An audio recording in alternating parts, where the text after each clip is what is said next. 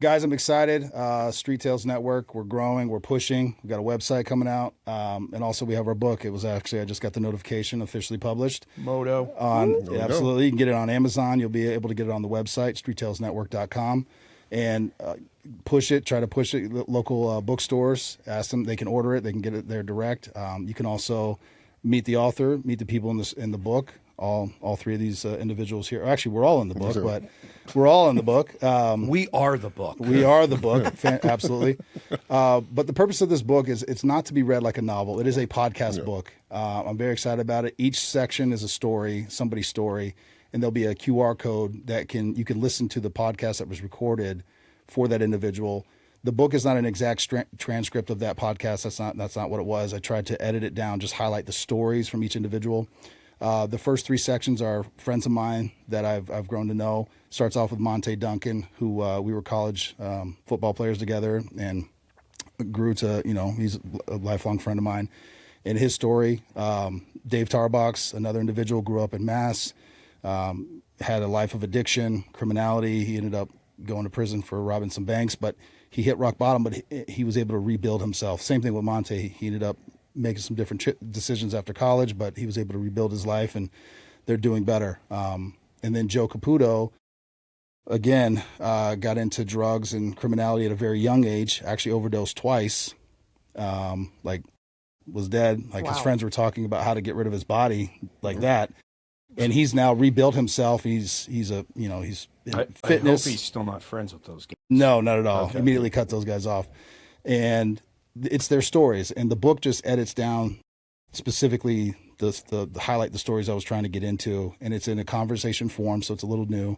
I haven't seen anything like it. There might be a reason for that. We'll find out. But I like the concept, and that's the first three sections of the book. The back three tell these individual stories. All of us were in law enforcement, but we all had very different paths to get there. So Mo, kick it off to you. I want to say first that when Tyler brought the idea of the book and the idea of a podcast-based book, I thought this is absolutely innovative. As somebody who listens to podcasts a lot, nothing I've ever heard of. And the idea of someone being able to pick up a book, have the stories right there, but then be able to really dive into them with using the QR code to go to our podcast, I just thought brilliant. So good job on that, Tyler, I would definitely say.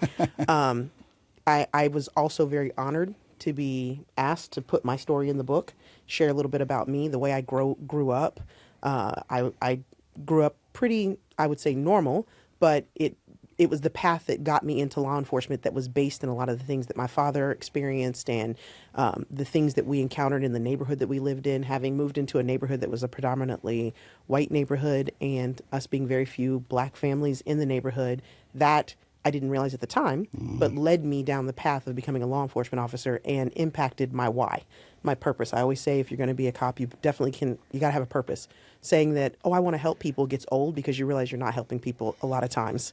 In many cases, you're dealing with the same people that are going through the same situation. So you have to have a purpose. And my purpose was gained very young in life. Yeah. And it was very unique to be able to share that. And again, I appreciate you realizing and recognizing that this was something that was worthy to share. So Absolutely. Yeah, Tyler, I think the biggest thing I really liked is how you showed it from both sides. And you did it when you told me that, hey, I want to have you on it. I was never a big podcast guy. Now that I'm on one, they're kind of cool. I got to admit that. They're fun. But the thing that I liked, it wasn't let's talk about how many people you arrested or how many people you shot and stuff. No, Tyler was like, I want to know what got you to get into law enforcement. And I liked how you had the guys that were on the other side of the law.